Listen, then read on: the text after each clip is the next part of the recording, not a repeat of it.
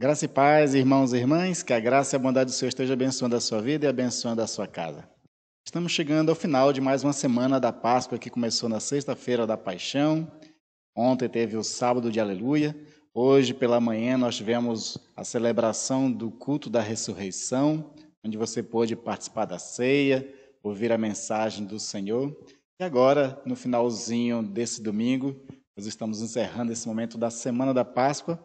Mas a Semana da Páscoa traz para nós alguns desafios, que é da reflexão. A gente refletir sobre o que Jesus fez na cruz do Calvário, refletir sobre a nossa atitude diante de tal morte, de tal sacrifício, o compromisso que cabe a cada um de nós depois ter experimentado a graça da salvação e principalmente, né, de Jesus ter dado a sua vida para nos salvar.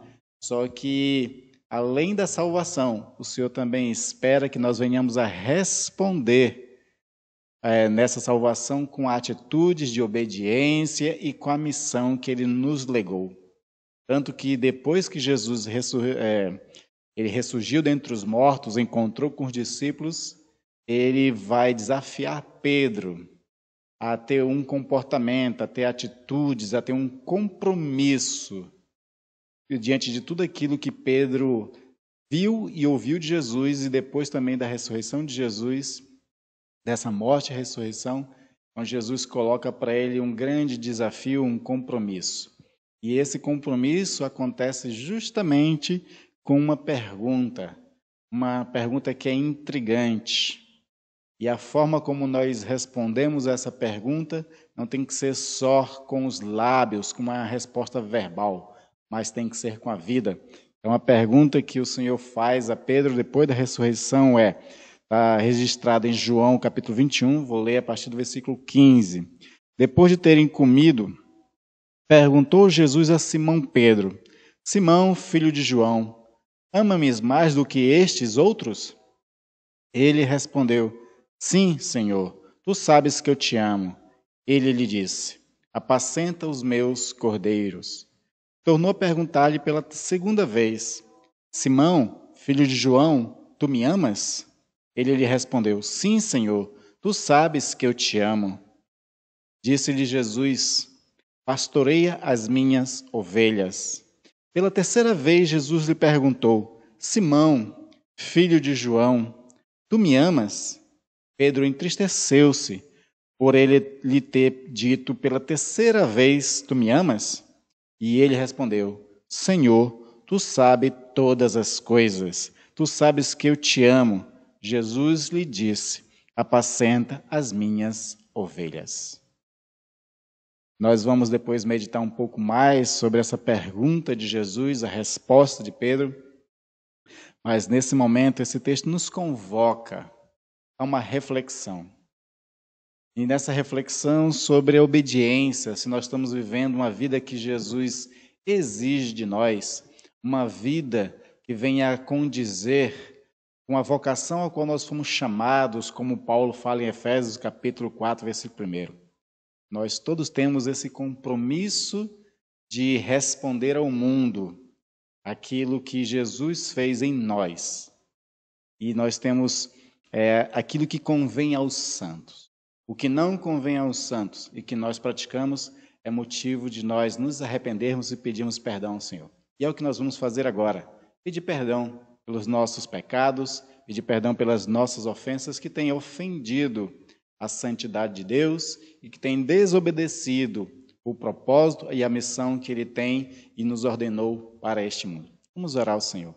Pai querido e amado, eu te louvo, Deus, e te agradeço, primeiramente, pela semana, Senhor, que tivemos, Semana Santa.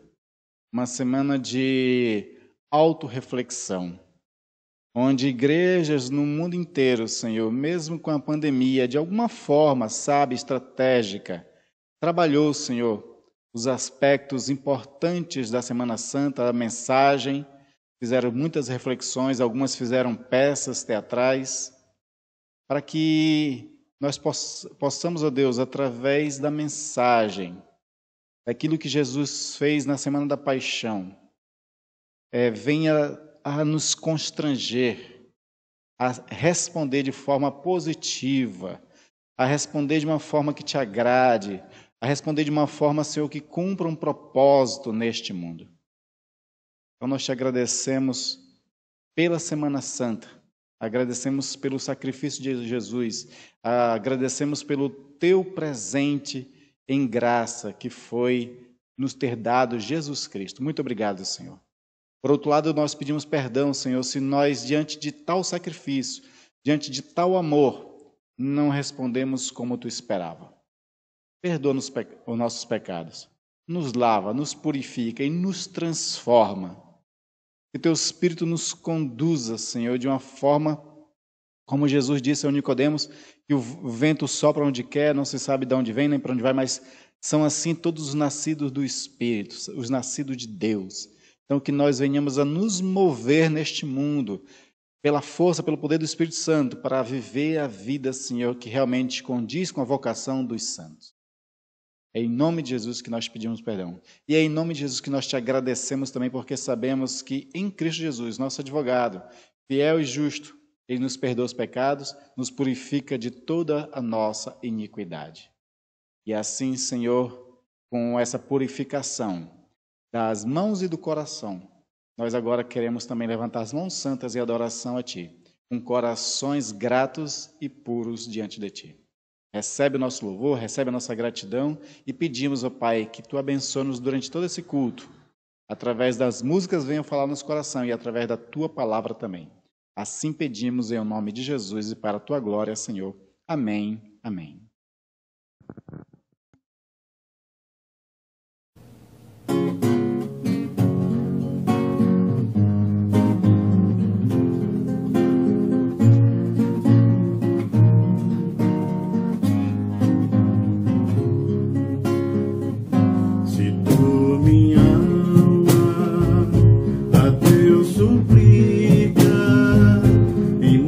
Recebes confiança.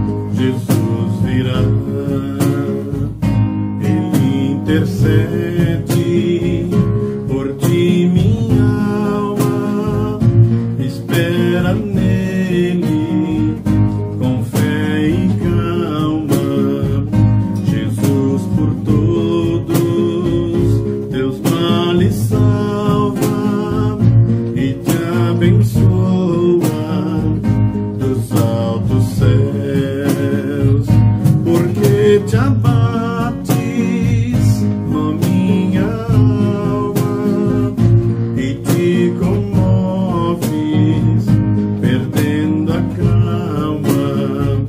Não tenhas medo, em Deus espera, porque bem cedo Jesus virá. Terás em breve as dores findas no dia alegre da sua vinda. Se Cristo tarda, espera ainda mais um pouquinho e o verás, porque te abates, ó minha alma, e te comoves, perdendo a calma.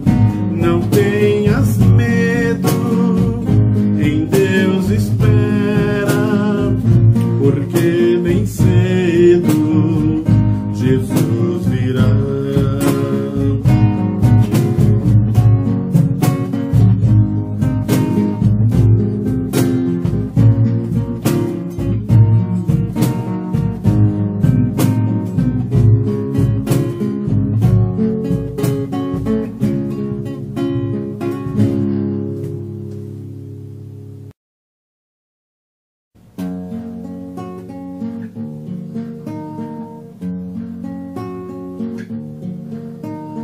Pai, eu quero te amar, tocar o teu coração e me derramar aos teus pés.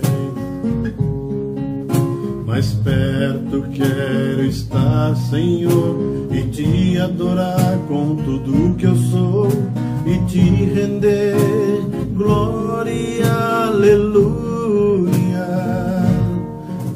Aleluia, aleluia, aleluia, aleluia.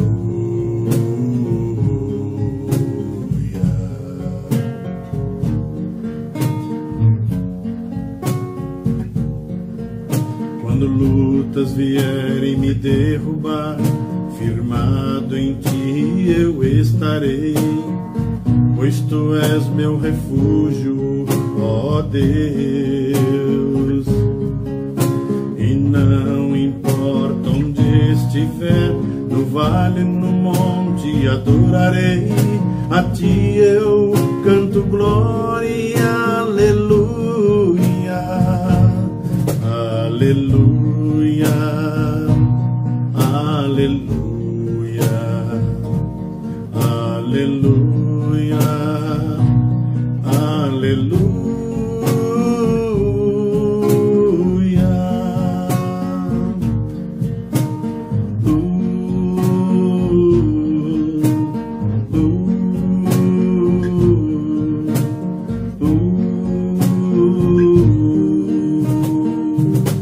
Senhor, preciso do teu olhar, ouvir as batidas do teu coração, me esconder nos teus braços, ó Pai. Toda minha alma deseja a ti, e juntos com os anjos cantarei. Tu és santo, tu és exaltado, aleluia. Aleluia,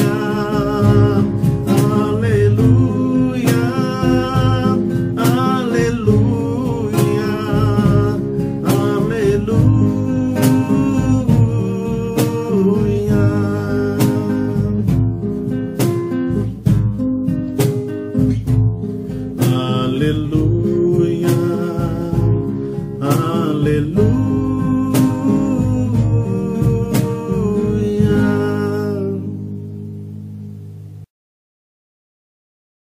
Aleluia, glória a Deus. Louvado e engrandecido seja o nome do nosso Senhor e Salvador Jesus Cristo. Acabamos de adorar a Deus, de glorificá-lo através dos cânticos espirituais, e agora é o momento de nós pararmos um pouco para ouvirmos a palavra do Senhor. A palavra do Senhor, ela é necessária sempre estarmos pregando, sempre estarmos ouvindo, sempre estarmos estudando ela, porque ela é salvação para cada um de nós. Foi isso que Pedro reconheceu uma vez, registrado em João capítulo 6, quando Jesus tem uma pregação muito difícil, muito dura, e aí muitas pessoas abandonam Jesus por conta daquela mensagem dura, e aí Jesus volta os olhares para os 12 discípulos e pergunta: e vocês? Vocês também não vão embora junto com os outros? E aí então Pedro responde: para onde iremos nós, se só tu tens a palavra de vida eterna? A palavra de vida eterna é ela quem nos salva, quem nos transforma. E hoje, nessa meditação, quero meditar com você baseado com um texto inicial de João, capítulo 13, versículo 1. O João, capítulo 13, é aquele texto bem conhecido, onde vai acontecer o lava-pés. Eu não vou falar sobre o lava-pés, eu quero pegar uma parte somente desse texto para nós pensarmos um pouco sobre a questão de onde está o nosso foco. Né? Então, nós vamos ler esse texto e meditar. João capítulo 13, versículo 1 diz: sabendo Jesus que era chegada a sua hora de passar deste mundo para o Pai, tendo amado os seus que estavam no mundo, amou-os até ao fim. Amou-os até ao fim. Vamos pedir de Deus que Ele nos conceda graça para compreendermos essas suas Sagradas Escrituras e para que ela, na força e no poder do Espírito Santo, ela nos impacte, ela nos choque, ela fale conosco e nos abençoe nessa noite. Vamos orar. Pai querido e amado, eis o texto lido e muitos outros serão lidos também nessa mensagem. E eu te peço que a cada texto, Senhor, o Espírito Santo use eles e nos fale ao coração. Que Ele nos comunique as tuas verdades, que Ele nos comunique a tua vontade e que Ele nos ilumine o entendimento para compreendermos, ó Deus. Faz, ó Deus, que essas palavras agora não sejam só letras, mas seja espírito e vida para cada um de nós. E nós queremos ouvir a tua voz, em nome de Jesus. Amém. Certa vez, quando eu estava vindo morar em São Paulo, eu tinha vendido meu carro, lá em Manaus, e eu precisava adquirir um outro carro aqui. Eu tinha um certo valor guardado e eu estava querendo comprar um carro baseado naquele valor que eu tinha, para não ter dívida, não ficar pagando prestação. Então eu falei com um colega meu, pastor, que já morava em São Paulo, para ele me ajudar um pouco nisso. Aí ele ligou para um presbítero da igreja dele, que era mecânico. E mecânico sempre conhece pessoas que estão vendendo carros usados. E o bom de tentar comprar um carro com um mecânico confiável, alguém que você conhece, porque ele já entende a mecânica, então ele vai oferecer realmente, se ele tem interesse de ajudar, a oferecer um carro realmente bom e adequado para você. Então, quando nós ligamos para esse mecânico, presbítero da igreja, eu falei quanto tinha de valor e tinha mais ou menos uma ideia de que carro eu queria, né, o ano que dava para comprar. Aí ele falou para mim: olha, esse carro aí, e no ano que o teu dinheiro dá para comprar, tu vai pegar uma bomba, não vai ser um carro muito bom não. Mas se você esperar um pouco, esperar alguns dias, talvez eu tenha um carro muito bom para ti. Eu não sabia, mas na verdade o filho dele estava querendo vender o carro, ainda estava na incerteza se vendia ou não um carro. E aí eu falei assim: olha, mas tem que ver o seguinte, que eu só tenho tanto de valor e eu não sei se eu vou conseguir financiar o carro, empréstimo em banco, essas coisas. Aí ele disse: não esquenta, nós vamos dar um jeito. Então, alguns dias depois, ele liga dizendo que realmente o filho dele confirmou em querer vender o carro. Era um carro muito bom, ele dava a garantia dele de que o carro estava bom e que qualquer coisa, qualquer problema eu podia levar com ele, que ele resolvia. E aí ele manda as fotos do carro para mim. E é interessante que, claro, ele tirou a melhor foto, o carro bem limpinho, né? Mas aquele carro não era nem um pouco, né, perto daquilo que eu gostaria, ou que imaginava. Não é que eu não quisesse o carro, né, aquele tipo de carro, mas é que eu não imaginava nunca ter um carro daquele tipo, né? Mas foi interessante, porque o carro estava bom, o carro era um bom carro, o preço também estava razoável, ele mesmo ia financiar para mim com cheques pré-datados. Então, acabamos fechando o negócio. Só que aí aconteceu uma coisa interessante, que é o motivo de eu estar contando essa história. É que, a partir daquela foto, até eu poder ir buscar o carro, que teve que durar um pouco de tempo, né? Toda vez que eu andava na rua, eu via aquele carro. Era impressionante. Antes, eu nunca dava bola para esse carro. Quando eles passavam, eu não prestava atenção, se passava, né, na verdade. Então, quando eu vi a foto e comecei agora a entender que aquele carro ia ser o meu carro, porque eu estava negociando, daí em diante eu vi esse carro espalhado na cidade inteira. Parece que ele tinha se multiplicado na cidade. Parece que ele pipocava na minha frente, esse tipo de carro. Então, toda hora passava um, eu via, prestava atenção. Isso a neurociência explica. A neurociência diz que quando nós focamos em algo, dispara em nosso cérebro uma coisa chamada de sistema ativador reticular. Isso faz que a pessoa fique muito mais atenta às informações, oportunidades associadas àquilo que a gente está pensando ou sentindo com frequência. Então, como eu tinha comprado um carro, ainda que à distância, por foto, né, então a minha mente tinha assimilado essa compra e, a partir daí, o meu sistema ativador reticular agora captava na rua os carros quando passava. Antes eu não prestava atenção naquele tipo de carro, mas agora ele estava sempre diante de mim. Isso é interessante porque tudo que a gente foca, ele expande, né?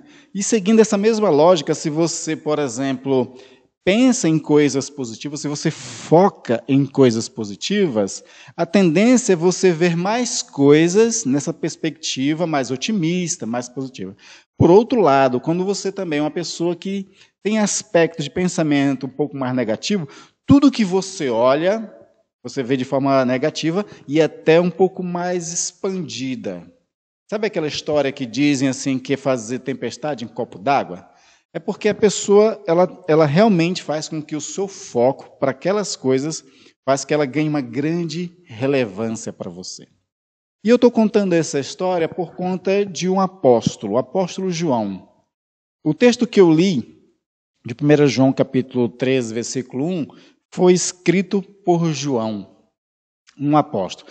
Eu queria dizer um pouquinho sobre esse apóstolo. O apóstolo João, ele junto com seu irmão Tiago, eram chamados de filhos de Boanerges. O que quer dizer isso? Era um apelido que era dado para eles de serem filhos do trovão. Está registrado lá em Marcos 3,17.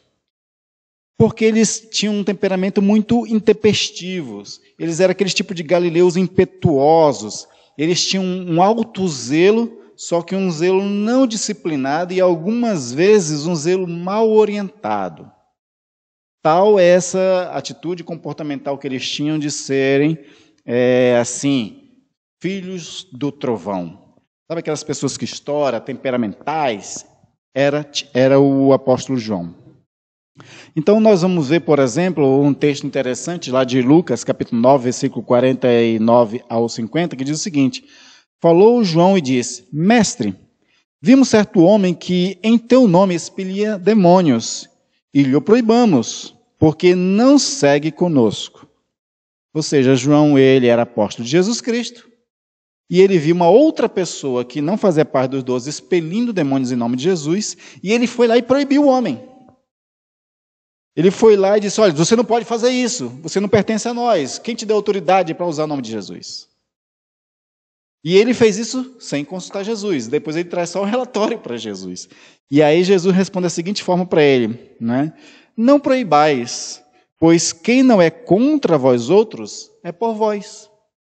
Ou seja, Jesus estava querendo mostrar para ele o seguinte: olha, você foi intempestivo, foi impetuoso, você teve um zelo muito extremado, desnecessariamente. Não precisava ter feito isso. Porque aquele que não está contra você, é por você. Outro momento, nós vamos encontrar esse mesmo João, né, de forma explosiva e intolerante, quando aconteceu de Jesus querer passar na vila de samaritanos, e os samaritanos, por verem a atitude de Jesus, que estava muito determinada a ir para Jerusalém, eles acabaram deixando Jesus entrar. E aquilo subiu a raiva em João, esquentou, né, o seu sangue. E aí acontece a seguinte coisa, está registrado isso, em Lucas capítulo 9 ainda, a partir do versículo 54, diz assim: vendo isto, os discípulos Tiago e João perguntaram: Senhor, queres que mandemos descer fogo do céu para os consumir? Ou seja, quando ele ficou com raiva, pelo fato de que os samaritanos não quiseram que Jesus entrasse nas suas vilas, eles achavam que os samaritanos eram dignos de serem consumidos pelo fogo dos céus. Ele queria que acontecesse com os samaritanos o que aconteceu com Sodoma e Gomorra, que fossem totalmente destruídos. Esse tipo de sentimento é de alguém que realmente é intolerante, de alguém que é explosivo, de alguém que tem um zelo extremo. E ele era assim. Só que aí Jesus responde da seguinte forma. Diz assim: vós não sabeis de que espírito sois, pois o Filho do Homem não veio para destruir almas dos homens, mas para salvá-las. E aí eles seguiram para uma outra aldeia. Jesus está dizendo para eles o seguinte: vocês não sabem de que espírito sois. E eu, que sou o referencial para vocês, eu não vim para destruir as almas dos homens. Eu vim para salvá-las.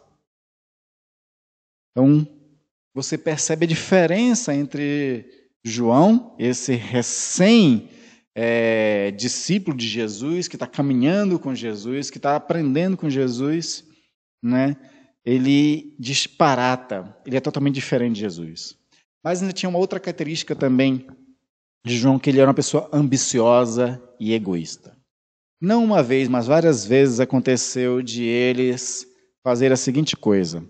Agora eu vou ler um texto de Marcos 10, 35 a 37, que diz assim: se aproximaram dele Tiago e João, filho de Zebedeu, dizendo-lhes: mestre, queremos que nos conceda o que te vamos pedir. Olha só a prepotência de dois discípulos, né? E principalmente desse João ao qual nós estamos tratando. A prepotência dele chegar a dizer ao Senhor o seguinte: nos conceda o que nós vamos pedir. É a teologia do determino. Eu te determino que tu me dê aquilo que eu vou te pedir. Isso é uma prepotência muito grande, né? E eles, de fato, fazem isso. Eles, por serem ambiciosos, egoístas, sabe o que eles pedem do Senhor? Ele diz o seguinte: permita-nos que na tua glória nos assentemos, um à tua direita e outro à tua esquerda. A ambição e o egoísmo de João, junto com seu irmão, eles queriam que Jesus já garantisse para eles de que eles sentassem à direita e à esquerda do Senhor para reinar junto, para poder governar junto todo o universo. Eles queriam ser os primeiros ministros de Jesus Cristo. Eles queriam ser aqueles que dariam a voz de ordenações. Eles queriam estar acima dos outros apóstolos. Mas aí Jesus vai ensinar para eles quem é o maior no reino dos céus. E o maior no reino dos céus, segundo Jesus, é aquele que serve.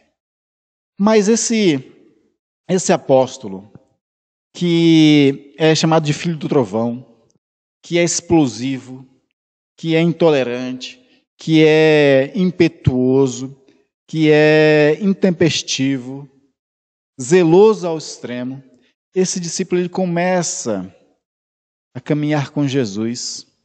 E uma coisa interessante é que Jesus chama ele para o círculo mais íntimo. Tinha os 12 e tinha os mais íntimos, que eram os 3. Pedro, Tiago e João. E ele, nessa intimidade com Jesus, ele começa a aprender com Jesus. Ele começa a observar Jesus. Ele começa a prestar atenção mais nas atitudes de Jesus. E aí, quando você vai ler os evangelhos, as epístolas de Jesus, você observa que João ele tem uma característica diferente dos outros evangelistas, diferente de Mateus, diferente de Marcos, diferente de Lucas. Porque enquanto Marcos, Mateus, Lucas, eles observam alguns aspectos do discurso, e principalmente os milagres de Jesus, eles observam mais o poder de Jesus, João, ele observa como Jesus trata as pessoas. Ele é o único evangelista que ele faz esse tipo de observação. Ele traz registros que os outros não trazem. Porque os outros estão preocupados, por exemplo, em falar da multiplicação de pães e peixes, que João também relata, mas ele vai um pouco mais adiante para trazer outra peculiaridade. Os outros querem falar sobre Jesus acalmar tempestades, Jesus que faz uma figueira secar, Jesus que expele demônios. E João, ele trata de outras questões. Ele trata das questões particulares dos discursos de Jesus, a partir do 12, 13 principalmente, que é o último momento de Jesus. Ele presta atenção nos discursos e tem uma palavra que vai se repetir no Evangelho de João. Uma palavra que vai se repetir nas epístolas de João, que é o amor. Ele começa a focar o amor. Aquilo que faltava nele, ele começa a prestar atenção na pessoa de Jesus Cristo. Ele começa a, de fato, agora aprender com Jesus aquilo que faltava nele. E ele só consegue fazer isso porque ele foca aonde deve focar. Os outros focavam o poder de Jesus. Os outros, como Lucas, ele focava no ensino de Jesus contra a religiosidade judaica. João, ele foca nas relações de Jesus. É o único apóstolo que narra a mulher que foi pega em flagrante adultério. Ele é o único que narra essa pergunta que Jesus fez a Pedro, a qual eu li no início do culto. Nenhum deles narra mais isso. Nem o João Marcos, o autor do Evangelho de Marcos, registra, e olha que o João Marcos, ele era muito próximo de Pedro, mas ele não registra essa pergunta de Jesus sobre o amor, porque João é o único que prestava atenção nisso, ele focava nisso, e ele começou a aprender sobre isso. Tanto que na história da igreja cristã, João ele vai ser considerado o apóstolo do amor. O maior teólogo do amor. O seu evangelho e as suas epístolas é a teologia do amor. Irineu, que foi discípulo de Policarpo, e Policarpo foi discípulo de João, ele fala muito do testemunho que Policarpo dizia a respeito de João, de que ele era um homem que só pregava amor. João ele foi um dos apóstolos que ele morreu numa velhice muito tardia, morreu com aproximadamente 100 anos. E ele muito velhinho, com dificuldade de andar, com dificuldade de enxergar, dificuldade inclusive de falar. Mas quando ele se colocava num púlpito de uma igreja, quando ele se pronunciava aos irmãos, a única pregação que ele tinha era uma pequena frase. Ele dizia: filhinhos, amai-vos uns aos outros. Essa era a mensagem, era a síntese da mensagem de João. E ele foi um apóstolo que amou. A igreja de Éfeso, que foi uma igreja que ele viveu por muito tempo lá, tem esse registro de que ele foi um apóstolo do amor. E ele, no seu evangelho, nos seus epístolas, ele vai trazer muito da teologia do amor. Ele vai dizer, por exemplo, que aquele que não ama não conhece a Deus, porque Deus é amor. Ninguém mais teve a ousadia de dizer um atributo de Deus, da forma como ele está dizendo aqui, que Deus é amor. A natureza de Deus é amor, a essência de Deus é amor, ele está dizendo. E está dizendo que aquele que não ama, não conhece a Deus, uma vez que Deus é amor. Essa é a teologia deste homem que era chamado de filho do trovão, que era impetuoso, que era intempestivo, intolerante, querendo queimar os samaritanos. Esse é aquele que era o ambicioso, que queria sentar à direita de Jesus e governar junto. Agora ele está ensinando o amor. Ainda na sua epístola ele fala o seguinte: e nós conhecemos e cremos no amor que Deus tem por nós. Deus é amor, e aquele que permanece no amor permanece em Deus e Deus nele. Essa é a teologia do amor de João. Por isso que ele só pregava o amor. Porque ele, ao focar isso em Jesus, ele podia ver outras coisas, mas o que expandia na vista de João eram as atitudes e os ensinos de amor de Jesus Cristo. Era isso que ele enxergava, era nisso que ele focava. E aí fica para nós uma pergunta: o que nós vemos? Aonde está o nosso foco? Essa pergunta é muito importante, porque Jesus fala sobre isso. Jesus, ele vai dizer que os olhos são a janela da alma, onde ele diz, lá em Lucas 11:34, são os teus olhos a lâmpada do teu corpo. Se os teus olhos forem bons, todo o teu corpo será luminoso, mas se os forem maus, o teu corpo ficará em trevas. A forma como você olha, aonde está o seu foco, o que você presta atenção, isso fala muito de você mesmo.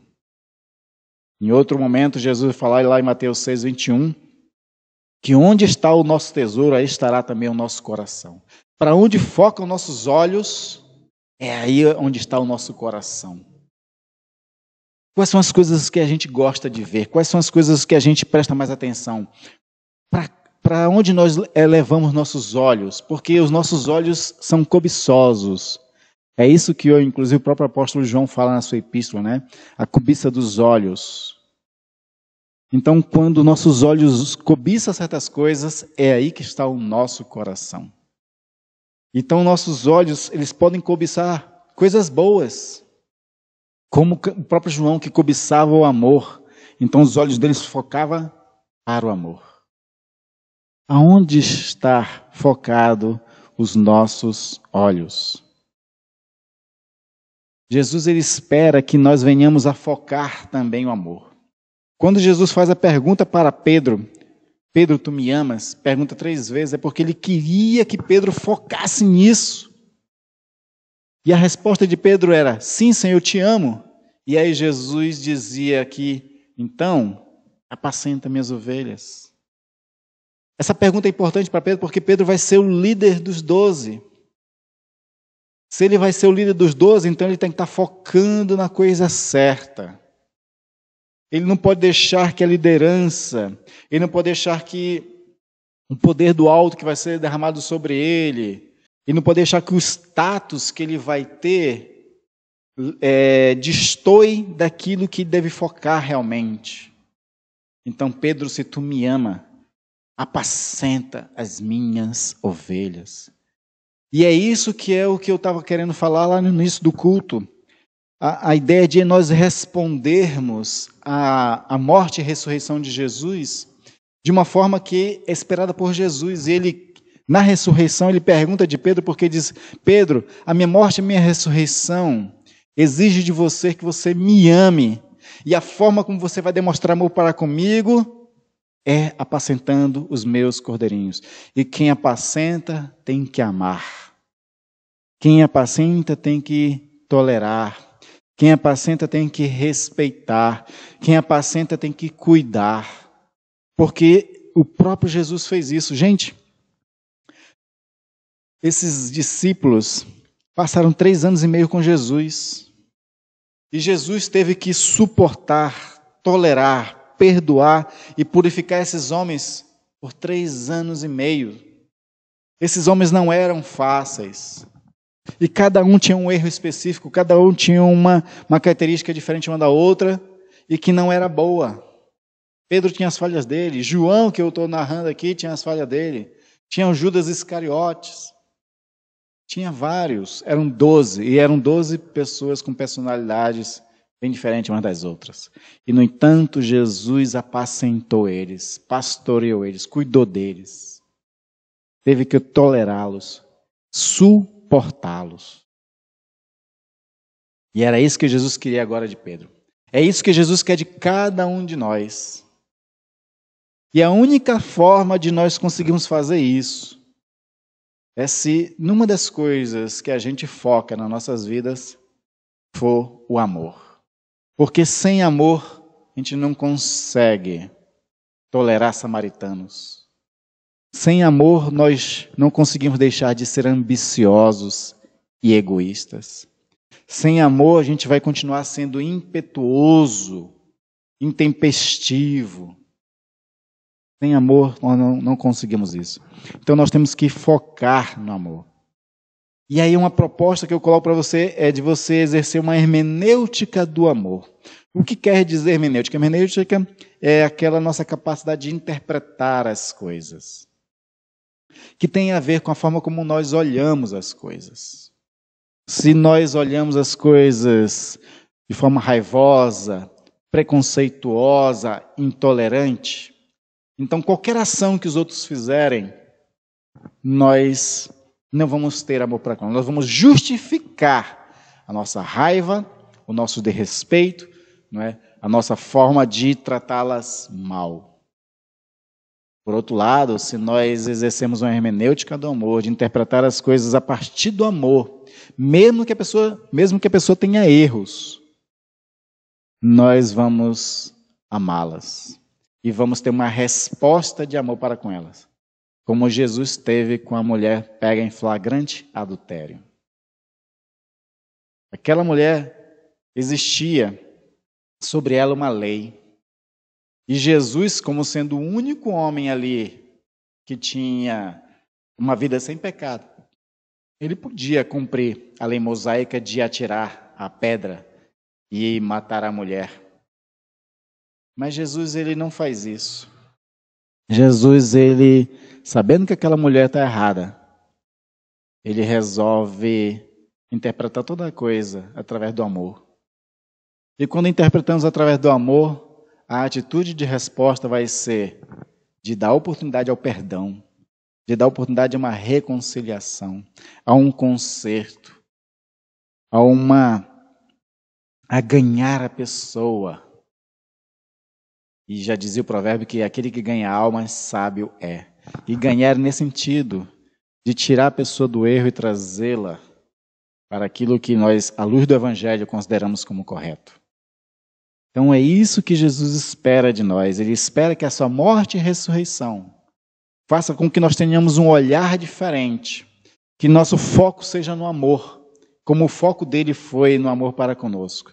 Como nós lemos no começo, Jesus, sabendo que era chegada a sua hora de passar deste mundo para o Pai, tendo amado os seus que estavam no mundo, ele os amou até o fim. Ele os amou até o fim. O foco de Jesus era amor. Foi o foco que João aprendeu também a focar e se tornou o apóstolo do amor. E será o nosso foco, se nós assim estivermos interessados em tirar as escamas dos olhos, em tirar o véu, como Paulo fala também aos Coríntios, e começarmos a transformar a nossa forma de olhar para o próximo, como Jesus olha. Você sabe por que Deus tem misericórdia de você? Porque Deus, ele olha para nós e o que ele vê é o sangue de Jesus Cristo derramado por nós. O que Deus vê é o amor que Cristo dedicou a cada um de nós. O próprio Deus, ele tem esse olhar de amor, porque Deus amou o mundo de tal maneira que entregou seu Filho unigênito na sexta-feira da paixão, para que todo aquele que nele crê não pereça, mas goze, junto com a ressurreição de Jesus Cristo, a vida eterna. Então eu convido você, passado essa semana da Páscoa, que essa Páscoa tenha chocado, mexido, feito você refletir um pouco mais sobre as suas formas de olharem as pessoas. E a minha proposta para você nessa mensagem é foque agora com um olhar de amor. Amém? Vamos orar ao Senhor. Pai querido e amado, eu te agradeço, ó Deus, porque Tu nos olhou, Senhor, com amor. Tu amou o mundo de tal maneira e nos amou entregando Teu Filho, sendo nós ainda pecadores. Que tal amor, Senhor, que nós estamos refletindo na semana da Páscoa, nos constranja a também a ter olhar de misericórdia, de amor, de compaixão, de um zelo, mas de um zelo, Senhor, com sabedoria. Onde, como João, que era uma pessoa também preocupada com a verdade, mas ele procurava a verdade em amor. Ele falava a verdade em amor. Ele pregou o amor, ensinou o amor. Ele foi o teólogo, o apóstolo do amor. É isso que a Semana da Paixão nos ensina, entre outras coisas.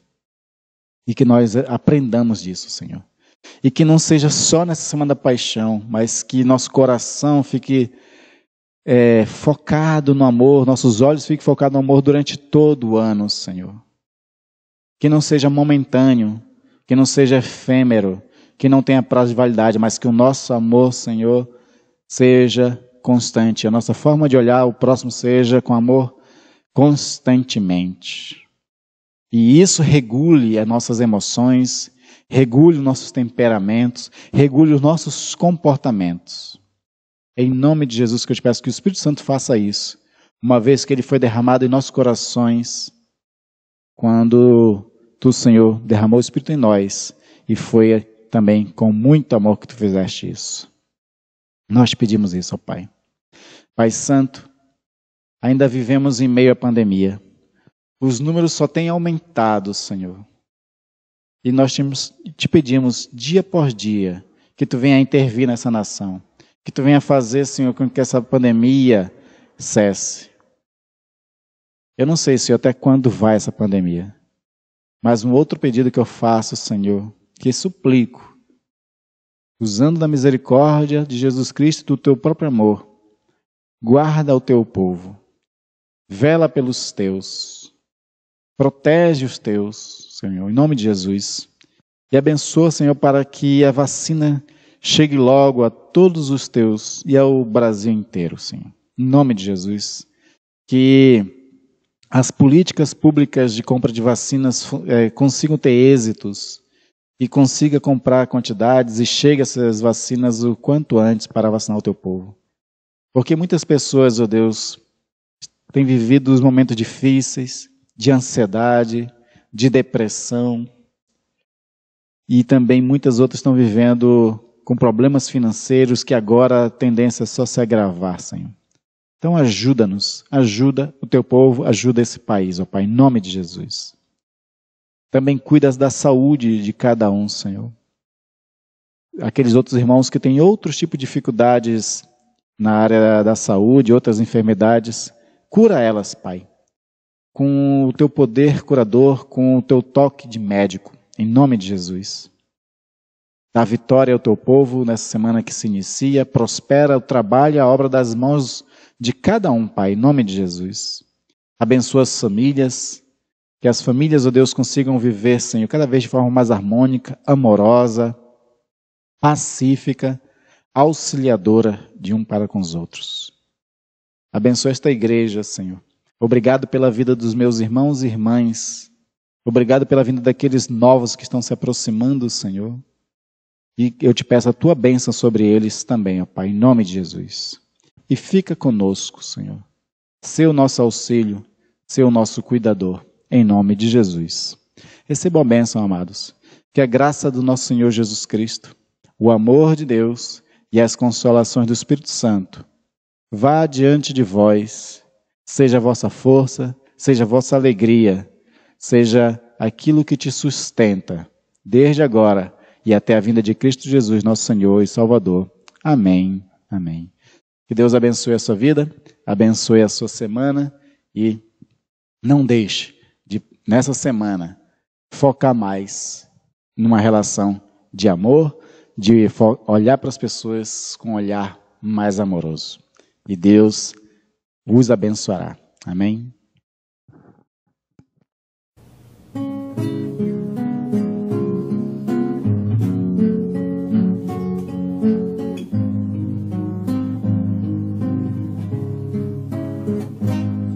Jesus, tu reuniste os teus amigos e lhes lavaste os pés humildemente e enviaste-os logo após entre os perigos de um mundo desumano e incoerente.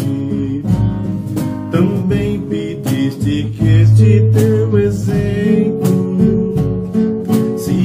repetisse em nós e que ao invés de nos fecharmos em teu santo templo, saíssemos lavando ainda outros pés na poeira das estradas desta vida.